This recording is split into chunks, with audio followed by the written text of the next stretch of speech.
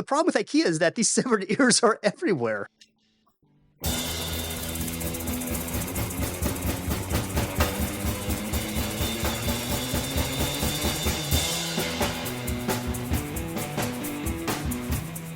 Hey there, party people, and welcome to People Stuff, a weekly anthropological advice show hosted by me, Dan, and my colleague, Michael. Michael, how are you?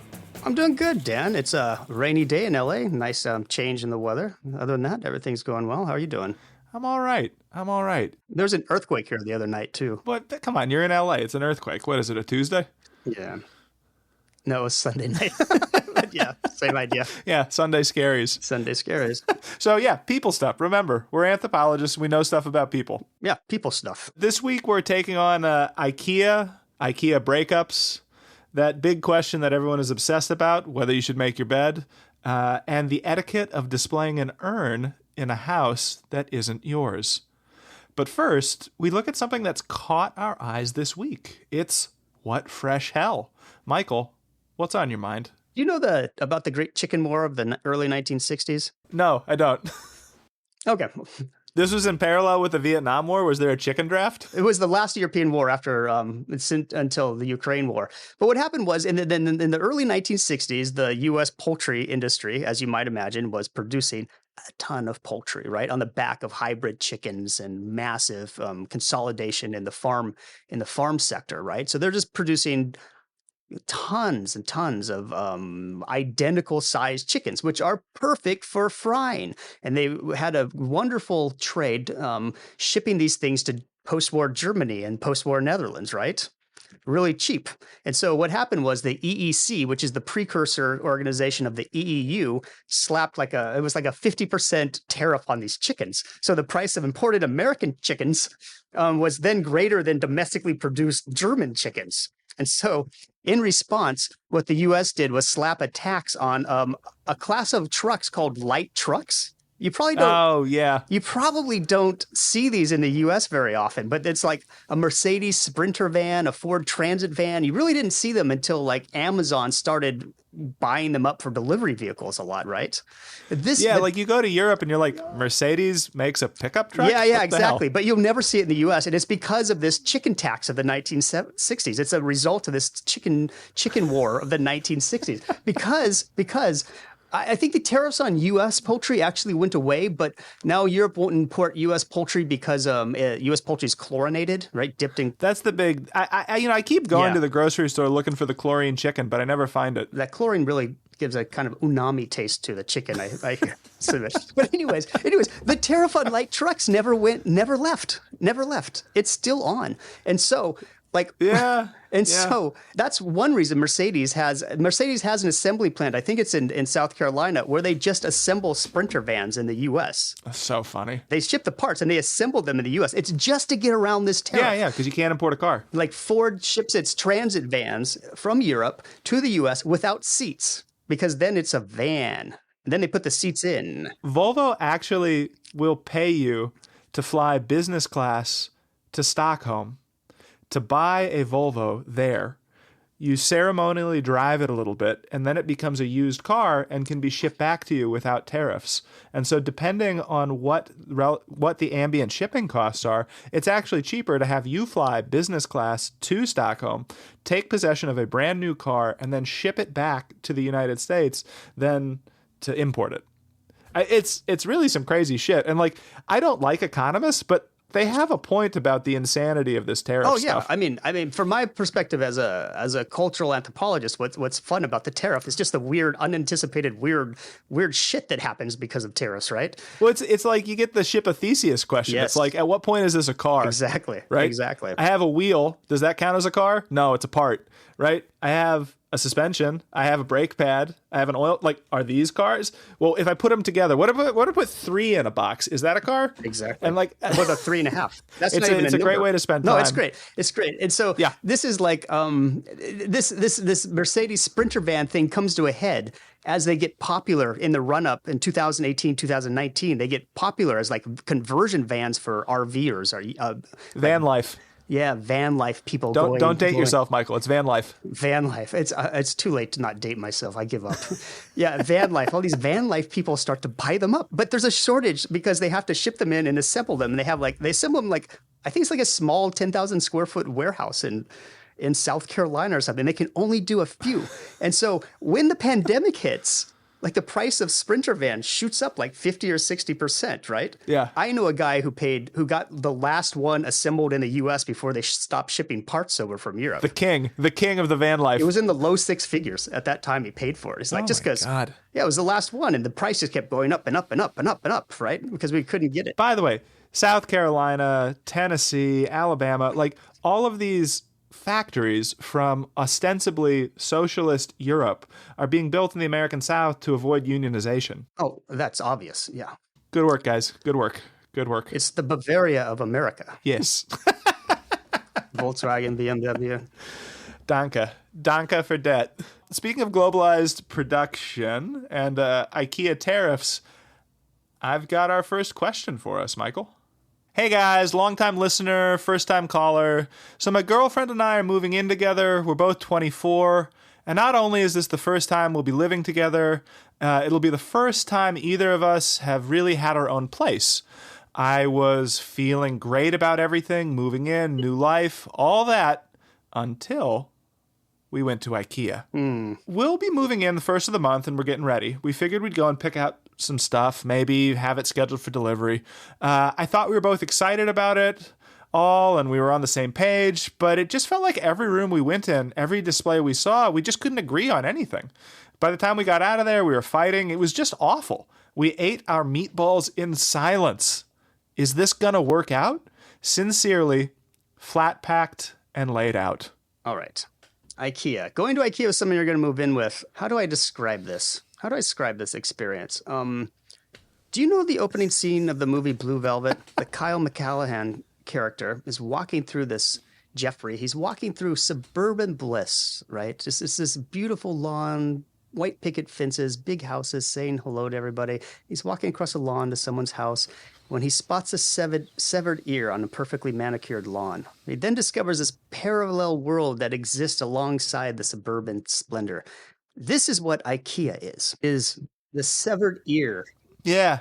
That's actually how I started to approach it. I mean, we don't have a good idea of what an IKEA is and what we're supposed to expect from it, right? If you think that IKEA is just a normal store, it's not. Right? It's confusing and weird in all sorts of ways that we don't usually recognize or don't have the best language for. Okay, and I'm going to hit the professor button again. But when I was thinking about this, I was reminded of this book, Swedish Design by Keith Murphy. And he's an anthropologist. And IKEA is a Swedish company, right? The design is Swedish. You spend any time in Scandinavia, you're like, this is where this stuff comes from.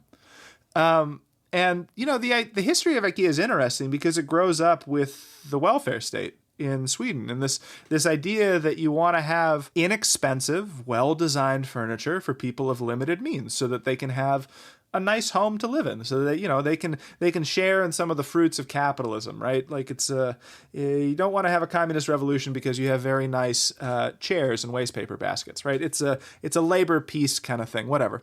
And so what Murphy is writing about, he's got this idea that it's not just enough to make the furniture, right?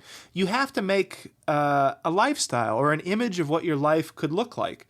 You have to make this idealized showroom, this idealized space, kind of like a World's Fair, but for, middle-class consumption, to show people what their rooms could look like. It's not quite a utopia. He calls it a heterotopia. Maybe it's like this imaginary space that's a little more down to earth. But that's what IKEA is. It's giving you this kind of it feels like it's a never-ending sequence of possible lives you could lead. And so you can get why it would be confusing to take someone you want to build a life with to IKEA, because you're going to go from bedroom to bedroom to bedroom to bedroom to bedroom to bedroom to bedroom. And you like one, your partner likes a different one.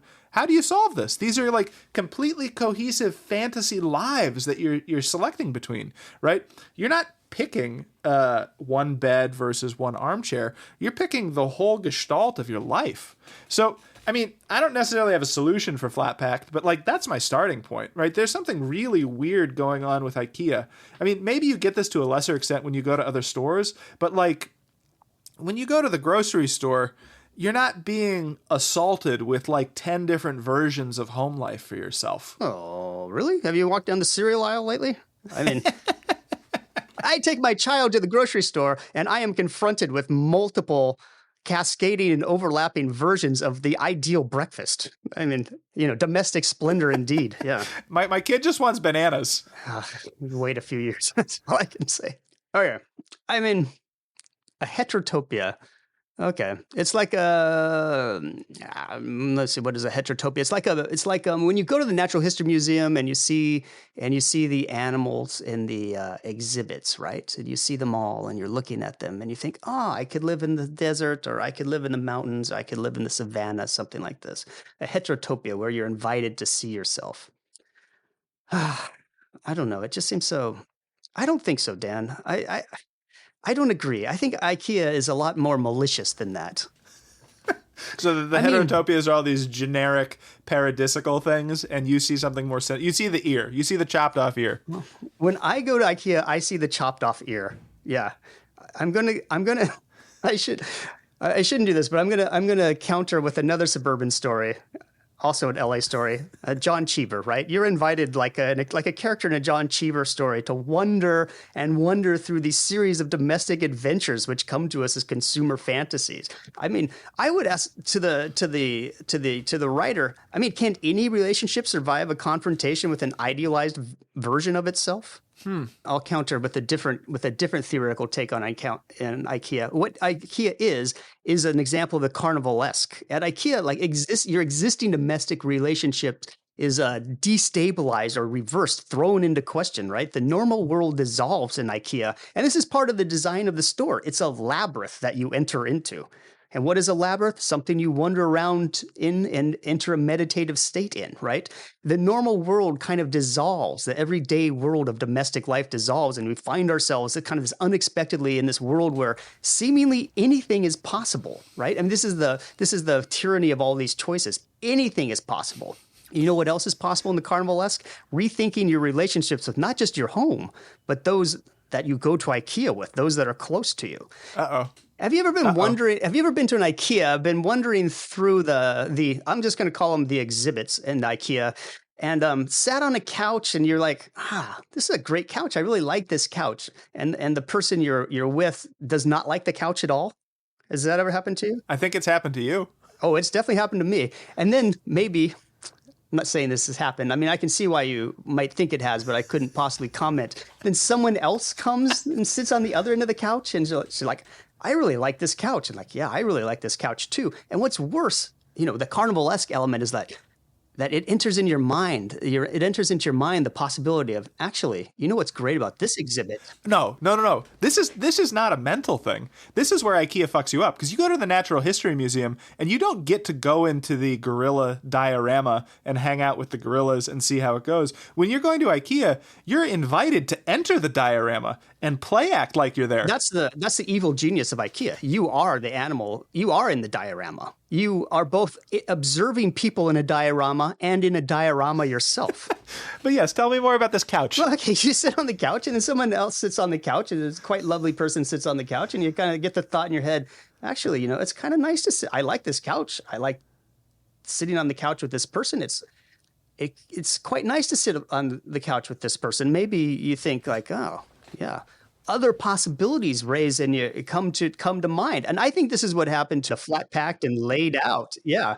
I mean, this kind of flatness at the meatball stage of IKEA comes from just kind of, you are confronted with the great unsayable thing in a relationship, which is that maybe it's not such a great relationship, or maybe there's a more idealized relationship you've seen or shopped for during your trip into the labyrinth that is IKEA, right? I mean, it is a store with a narrative structure. I mean, you tour a house progressing through layers of domesticity from dashed off bedrooms to fully furnished kids' rooms. I mean, it's like life in a nutshell, right? Oh, it's so funny. It's actually a certain stage of life in a nutshell. It is being young and moving in together and having kids. And then IKEA is not really that useful after that. But in those stages of life, it's very useful, right? It's funny. There's something like, because IKEA is like giving you this pre-packaged kind of homogenous Scandinavian design mass market vision of what the middle class good life looks like. Anything that's discordant inside of it, I feel like takes on like a heightened sense of impact, right? There are contexts where seeing the severed ear would be less upsetting than if you were just in this like suburban ideal, right? Manicured lawns, palm trees, blue sky, and then you see the chopped off ear and it's like, oh shit, this is really deeply upsetting. I mean, a chopped off ear is probably always going to be upsetting, but like if you're in a war zone and you see a body part, right, there's a different context for it. And like, yeah. I mean, that is what's upsetting, you know. I mean, the other people having domestic bliss, or maybe you're in a kitchen and you're standing next. Well, this has happened to me a lot. But you're standing at the kitchen counter across from someone. And you think, it's quite nice to be in the kitchen with you, right? I mean, this is the severed ear of IKEA. But the problem with IKEA is that these severed ears are everywhere. You know, it's like entirely. It's so I remember, so growing up, you know, in like suburban LA, we would drive around and hang out in parking lots because, like, you know, where the hell is a teenager going to go?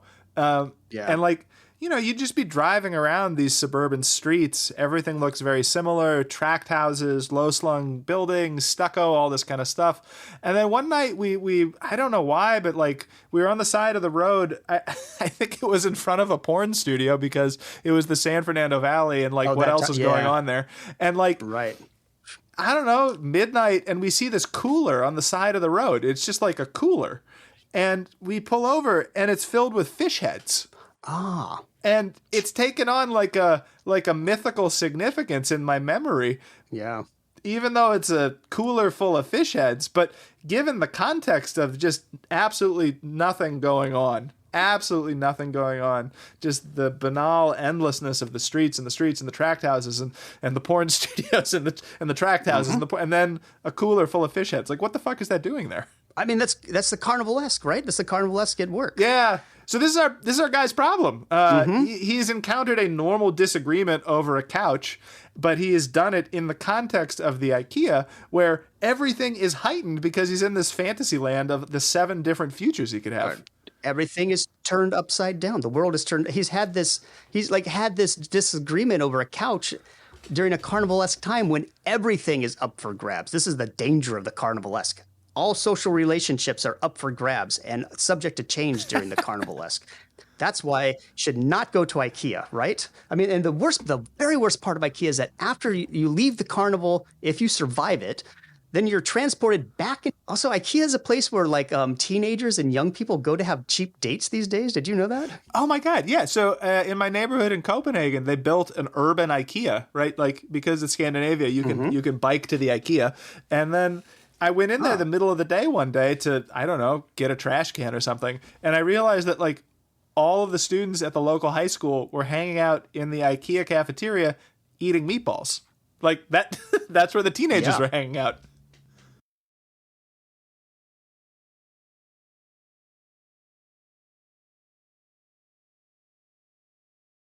IKEA cafeteria is the new side of the road. My grandparents went drag racing in the desert, and now young people today are eating meatballs at IKEA. Yeah, what a world we live in. But anyways, I guess we should offer some practical advice for flat packed and laid out, this poor guy. Delivery? Yeah, my advice is do not go back to IKEA. Look at the website. In the safety of your own domicile, which is definitely not a carnivalesque environment, and order online and use delivery. Yeah, and maybe delegate some of the responsibility. So like you're the couch guy, and like you just get the couch, and maybe your partner's the kitchen person, and they do the kitchen, and just be cool with that. Yeah, I mean, you're probably going to learn that one of you has bad taste, or one of you has better taste than the other. And accepting that is very But important. accepting that is, I want to say that's what it means to become an adult. Yeah. Yeah. You don't feel that everything is an indictment of your own sensibilities. Yeah. Right? Yeah. You can live with someone else's aesthetic choices and not have it reflect who you are as a human being. But speaking of staying home, Dan, this brings us to our second question, the bed question. Oh boy. Our correspondent writes, "Hey guys, this might be kind of a dumb question, but I was wondering, should I make my bed every morning? A couple of my frat bros have been after us to make our beds in the mornings. They say it's all about self-respect or something, and that my whole life will get better if I do. Honestly, I'm just not seeing it. I don't get the point, and I'm just going to mess it up again. Don't get me wrong, I wash the sheets every week or so. That's good. That's good. So it's not the cleanliness thing. Good. Okay. I think this is just to reassure us that he's washing his ass. Bar passed. I just don't get why they think I have to make it. Can you guys help me out? Signed, turned down for what?" Oh, God, we get this question so much. All right, Michael, what's your take? I think making your bed is like the broken window theory of housekeeping, right? If your bed is unmade, other domestic crimes are sure to follow. Who knows? Is he leaving dirty dishes in the sink overnight or something even worse? I also think like making your bed in the morning is the worst kind of productivity advice. I mean, why should you start your day productively? I mean, why is productivity the goal? I mean, what's he say? It makes you, the frat bros say it's about self-respect. Your whole life will get better. What does that mean? I mean, really successful people don't make their bed. They have their housekeeper make their bed. Do you think Jordan Peterson makes his own bed? Well, I guess the question is, does Jordan Peterson make his bed, and does he do it in a suit and tie or not? I guess that's the question, right? But really, my main objection here is more philosophical. And it is, can you really improve yourself as a person in an objective sense? Or do you just learn to live with your pathologies? I mean, I think you should just accept yourself as the kind of person who doesn't make your bed and then get on with life. I mean, you are a person who showers at least once a week, so it's not about cleanliness. So, I mean, I think you're doing fine. This idea of progress and improvement is one I have very serious doubts about, as you may have gleaned from our IKEA conversation. But if making your bed, if making your bed makes you happy, go ahead and do it. Also, if making your bed just like cuts down on frat boys telling you how you should live your life, go ahead and do it. But overall, I mean, I'm really not the right person to answer this question because I don't sleep on a bed. I sleep on a Japanese-style futon on the floor. So. So you're not dealing with the sheet situation. I do not deal with flat sheet technology. I don't like it at all. Let's run with your idea here that like no one can change themselves. Their essences are fixed, and your route to happiness is to embrace. Well, wait. I'm not. No. I'm not going with this. Your essence is fixed. I just think this Zen for self-improvement and the idea that you can progress as a human being in an objective, ethical, moral sense is I think overstated. People are inherently flawed. Sometimes you're just better off dealing with it. It's like our advice at the end of the IKEA question. Learn to live with your partner's bad taste. That's it. Okay, so if our guy, if turned down for what is not a bed making person, what's going to happen to him if he tries to force it? Well, I mean, what could happen is that it just becomes like a routine he does and doesn't think about it. I guess that's the happy outcome. He just does it, and then he doesn't think about it anymore. So it's an empty, inauthentic ritual? Whatever you think authenticity means, yes. But all ritual is empty, in my opinion. So, yeah. But what if it fills you up inside? Sure. Okay, so my take on this is a little bit different. Yeah. So, yeah, I was thinking about that old anthropology idea, purity and danger, that old book. The Mary Douglas. Yeah, Mary Douglas, like the book. one conservative anthropologist that's ever lived. One of my favorites too. I mean, conservative Catholic anthropologist, one of my favorites. Yeah. But yeah, one of the famous line from that book is dirt is just matter that's out of place, right? Right. It's saying that there's not something absolute to hygiene or cleanliness, rather it's culturally variable. And so like That's immediately what I start thinking when someone starts harassing someone else for, their hygiene habits or their cleanliness habits or whatever. And like this case is really interesting because our writer took the hygiene stuff off the table, right? They said, yeah, I wash the sheets. Yes, I shower, right? So, something that would be perhaps more difficult for us to relativize, he's taken off the table. So we just have the issue of like the origami he's using for his sheets. That's really what's on the table here. And, if you go back to the idea that dirt is matter out of place, it's this point that context matters, right? Presumably this guy's living in a frat house or a dorm. He said frat bros, yeah. What do we reasonably expect for how someone's going to keep that living space? I mean, who cares if they make their bed or not? And to what effect? And I always think back to the people on my campus who decided to like wear suits when they were like 17.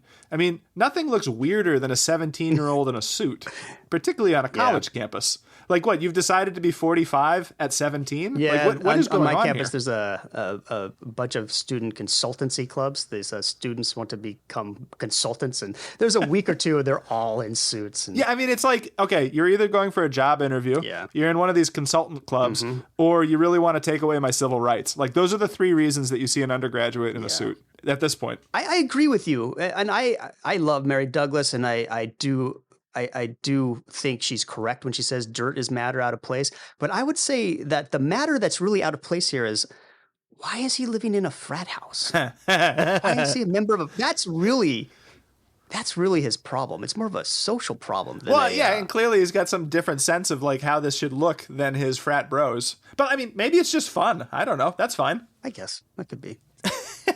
I mean, the other thing about this too is like if you start thinking about context, right? You start thinking about like the different social roles that people have, and like you made the point that like rich people don't make their beds; they have housekeepers. That's right? the point of being rich, right? Yeah, you go to a hotel, there is turn down service. Like there are contexts in which people are not making their own beds, and we think they're perfectly normal, reasonable, and perhaps successful people. I mean, do you think the King of England has ever made his own bed? Probably when he was at military school. Or at boarding school. Yeah. One time in his life, I'm sure. Yeah. So time and a place, sure. But, the other thing, too, about this type of advice is, like, it fits into this generic, like, American magical thinking self-improvement shit where it's like, okay, you want to be successful, i.e. rich. Then here's what you got to do. You got to work hard. You got to grind it out. And it starts with you. You are in control. So if you make your bed every morning, then you're going to become Elon Musk. Now I want to make my bed. Am I selling it too much? I mean, but you're selling it hard. Yeah. I kind of feel like, man, I should did I fold up my futon this morning? I'm feeling guilty. But yeah, it's bullshit, right? Like obviously there's no connection between, making your bed in the morning and then taking advantage of government contracts to become the richest person in the world. Like that's just, they're not connected. And it's magical thinking to think that they are. Are you saying that Elon Musk's family wealth and his early success being in the right place at the right time in Silicon Valley in the late 90s and then again in the early 2000s plays more of a role in his accumulation of $200 or $400 billion than making his bed every morning? Is that what you're saying? If you add in some ambient repellent sociopathy and some ideas about social organization that were in vogue in like 1970s apartheid South Africa, then yes, that's what I'm saying. You put that all together. Curious, Dan. I'm not sure I agree with you because I understand that making my bed is the true and only path to success in life. Well, give it a try. See how it goes. Again, I don't have a bed. I sleep on a futon right away. I'm back to IKEA. Yeah, I mean, laying on a bed in IKEA, that's a whole different can of worms, too. Yeah, so should our guy make his bed? No. I mean... I think the answer is who cares? Yeah, who cares is the right answer. But what I would do is I would make my bed, but in a funky way that was obviously made, but obviously not like the other frat bros. So it would still bother them, even though my bed was made. Well, he's already washing his sheets, so he's already got something that distinguishes himself from the other frat bros. So, yes, in conclusion, who cares? Who cares? Yeah. That brings us to the fixing shit section of the podcast, where we come up with solutions to life's problems. So, Michael, what are we fixing today? The Olympics, Dan. Today we are going to fix the Olympics. What's wrong with the Olympics? So much. First, capitalism. That's the first problem with the Olympics. The other Oh, problem... wait. The Olympic Games were held in ancient Greece. There was no capitalism. Oikos, Dan. Household economy. Precursor of capitalism. Okay. Oh. My problem with the Olympics is I think the Olympics should be held in the nude and all performance-enhancing substances should be allowed. Wait, what's the problem? You've given me a solution, but I don't know what the problem is. The problem is that uniforms, particularly in things like swimming, are giving an outsized advantage to rich countries. Let's even the playing field by getting rid of all uniforms. I also think there's too many events at the Olympics and that it should all be kind of pared down to the decathlon and pentathlon, sprinting, distance running, and events I like to call picking up heavy things like Olympic lifting. So you don't want team sports. You don't want like soccer or rugby or any of that kind of stuff? No cycling, nothing like that. No equipment intensive things, nothing like that. I would go like even something like in the Olympics, you have both judo and Greco-Roman wrestling. Uh-huh.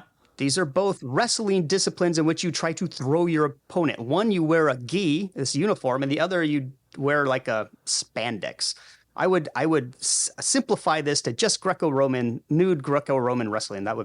That's how I would do it. Okay, wait. Nude swimming, nude everything. If the swimmers they get like an advantage from having access to like cutting edge swimsuits and yes, they do all sorts of crazy hydrophobic fibers or whatever. Like if you get rid of that, then like there's going to be a hierarchy of body types where like if you have less floppy stuff, then you're going to be a better swimmer because there's less drag.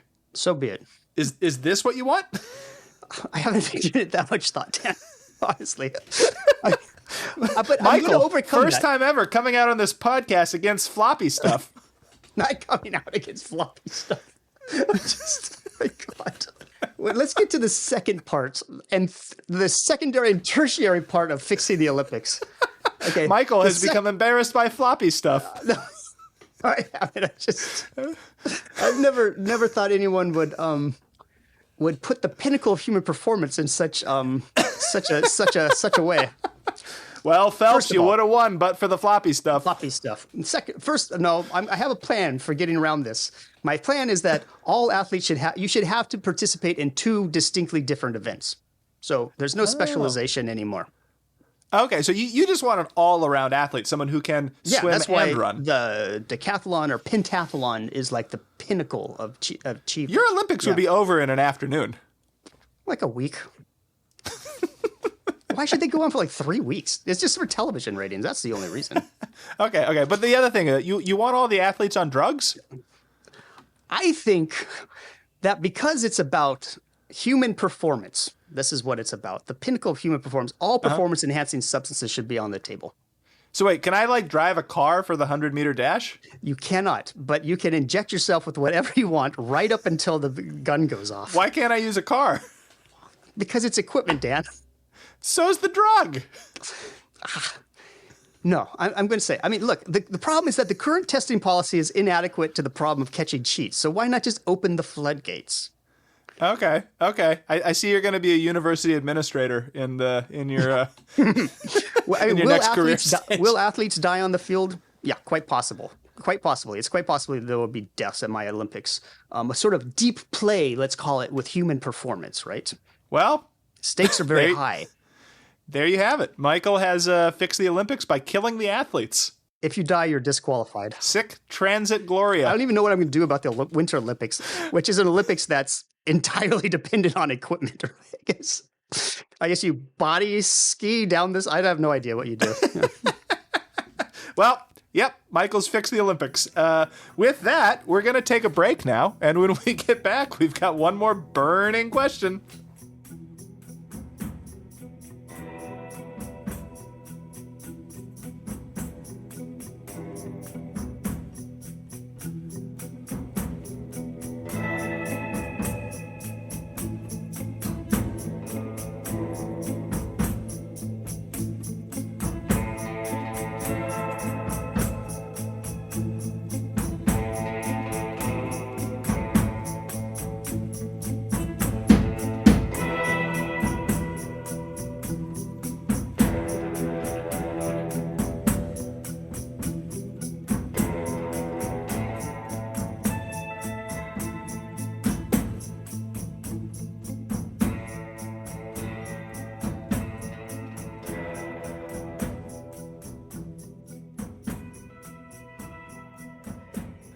It's people stuff. I'm Dan. I'm Michael.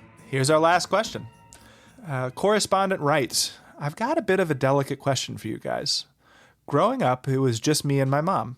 No one else was around. Really, she raised me. A couple years ago, she passed away and wanted to be cremated, and then have her ashes scattered in the Pacific Ocean. Well, I've been trying to figure out how and where exactly to do this. Mom has been staying with me in a nice silver urn on the mantle in my living room. I know I've got to scatter her, but it's nice having her around, at least for a little while longer. Anyway, my question for you is the following. I'm moving in with my partner's family for a year or two while we save money for a house down payment. Now, I love his parents, they're great, but they're also neat freaks. Do you think I'll be able to bring Mom with me? I'd love to have her with us in the living room, at least for a little while, but I have no idea how to bring this up. Thanks, guys. Stevie on the other side. Wow, that is a delicate question. What do you think, Dan? Well, I don't know. So my starting place with this question isn't really any big idea or theory, but just a couple observations. I mean, people in our society are really uncomfortable talking about death, and, that's fair enough. But, when you start, thinking about how other people live in other places, there's a lot of really interesting ways that people deal with death, talk about death, experience death, that can help us think and talk about it in our own culture. Yeah, I agree. I mean, one of the ways I think about death is in terms of personhood, right? Who has it? Yeah. What it means to be a person. It could be legally, morally, or ethically, or spiritually. I mean, many places, like the Talensi of Ghana, for example, very famously in the Anthropological Archives, you cannot achieve full personhood until you're dead, right? You're only really a full person and member of the society when you die, right? Because only death allows you to be fully involved in the lives of your descendants as an ancestor. So, I mean, you really haven't lived until you're dead. You really can't live until you're dead, even. I think. Yeah, I mean, in antiquity, in classical Greece, there was this idea that you should count no one happy until they're dead, right? Fate could get away from you until you've gone to the other side. And so you really could only have the final accounting when death occurred. Right, and it's truly the only way to be fully involved in your ancestors' lives. So that's for me at least, that's a good starting place. And then, you've got this other stuff out here, and we can come back around to the other ways that people think and deal with death. But, once you sort of open the door to the possibility that there are other ways of thinking about it, that this discomfort that you're feeling might not be universal, then it does kind of bring you back around to our own society, right? I mean, why are we so bad at death? We have a youth culture, right? We have this idea in our work life that endless growth is the thing that we pursue. Endless youth, endless growth. These are all infinite ideas, and they don't really help you deal with finitude, and they don't really help you deal with the idea that something can decay or end, that an ending can be a final one. No, I mean, it is. I think the problem with our side is the idea that the ending is a final one, right? It marks the end of self-improvement, of improving yourself by doing things like the dead can't make their bed, for instance, right? We have to make it for them. We have to find the mantle to put them on. We have to make it for them, right? And it is about your responsibilities towards the dead and not the dead's responsibilities towards you. Yeah, and it's not just capitalism, it's not just youth media culture, but the loudest religion in America, Christianity, right? I mean, without weighing in one way or the other on the immortality of the soul and the resurrection of the body, I will observe that Christian baggage does make an everyday quotidian conversation about death really difficult.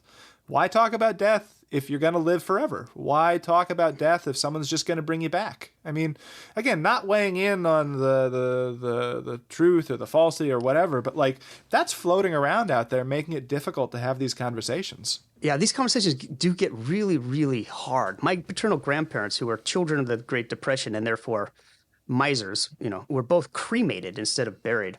And at the time they made that decision, my grandmother mentioned something to her sister about it, and my grandmother's sister was aghast. I mean, just horrified. Thought it would be the end of her eternal soul. She was very concerned that her soul would not be able.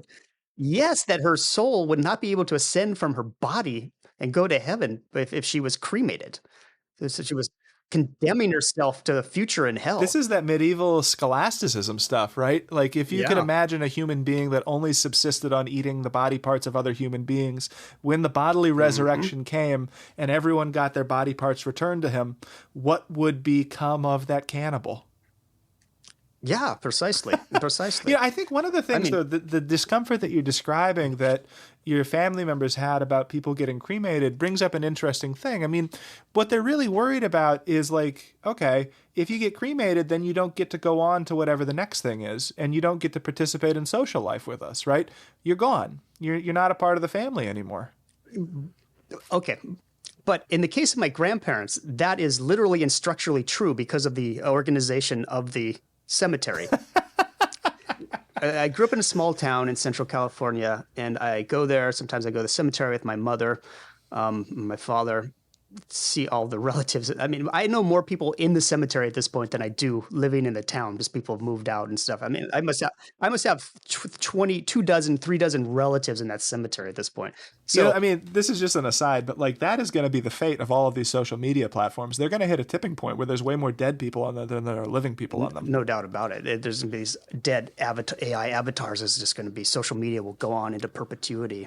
So, anyways, I go to this cemetery. All of my relatives are out on this beautiful, beautiful lawn under these oak trees and everything. It is actually quite nice. My grandparents, who were miserly and persisted in being cremated, are in this wall. It looks like a wall of PO boxes. So, it's like a Yeah, wall. no, I've seen And you those. put this Yeah. little tiny flower in it, and there's not room for anything. So they really are like socially separated from everybody else. They have socially separated structurally in the design of the cemetery.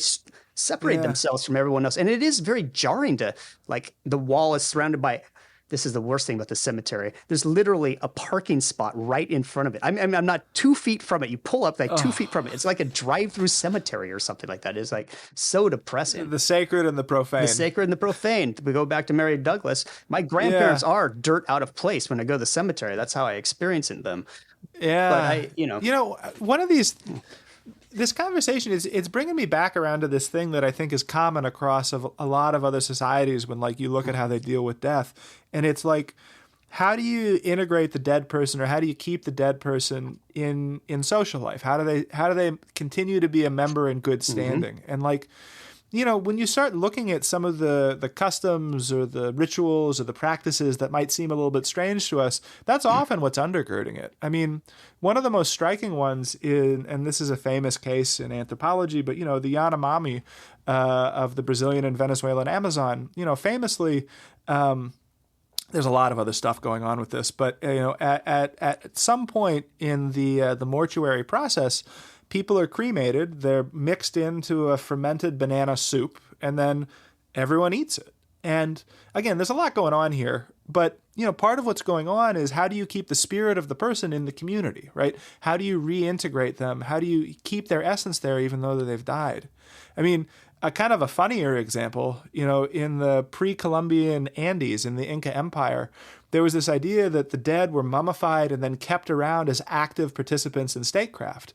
They owned estates. They participated in political deliberations. They could own property. They could drink beer. They could even pee, right? So there's this idea of like, how do you integrate the dead back into life? And maybe that's a piece of what our correspondent is missing. I mean, because we have so much trouble talking about death or even acknowledging it, basically, we're kind of missing what he's trying to do, which is to integrate his mom into his life in some type of a meaningful way and, talk about it to his new family in a way that wouldn't be strange or whatever. You're quite right here. The big lie behind death is that the dead rest in peace. They don't. They demand a lot of attention, remembrances, vessels, memories. Beer. The dead are work. But I mean, to go back to the particulars of the question, I mean, he's moved in with his future in-laws, who are minimalists in their decoration. Maybe they're Scandinavian. I don't know. But I mean, have you ever seen? Does IKEA make room for urns? I mean, have you ever been to an IKEA room that has an urn in it? You know what I mean? It's like this is a problem with minimalism, right? Everything has to earn its spot in the interior design. It's like this domesticity thing comes back again. Yeah. Oh, and finally, Stevie, I would offer just one practical tip for spreading ashes in the Pacific Ocean. If you remember this movie, The Big Lebowski, when they spread Donnie's ashes, the wind comes up and Walter and the dude end up wearing Donnie's ashes. The time to spread ashes in the Pacific Ocean, if you're doing it from shore, is during a period of offshore winds, when the winds are blowing out to sea, not in from the sea. So there you have it. A happy death is contingent on your relationship with your local meteorologist. Speaking of death and perpetual chatting, that's the end of this week's show. This episode was brought to you by Dulsbereskip, IKEA's new funerary line. High coffin and urn prices got you down before you finally lay down? Come to IKEA for the latest in flat-pack coffins and modernist urns. You've seen our cradles, why not check out our graves? IKEA. And this week's show is also brought to you by the People Stuff Grief Bot. You want to talk to your dead relatives? Talk to them with People Stuff's AI avatar of your loved ones. The People Stuff Grief Bot. When you just can't and don't want to let go. After you've made your bed, you can come and talk to the grief bot. Not until you've made your bed, Michael. Do I have to, Dan? All right, that's it for People Stuff. People Stuff is a production of People Stuff LLC. Production is by Gabe Bullard. Music is by The Endless Bummer. Art is by Siobhan Hennigan. Marketing strategy by Brian Hout. And expert legal assistance is provided by the law office of Matthew Schiffer. Until next time, I'm Dan. And I'm Michael. And stay the hell out of IKEA.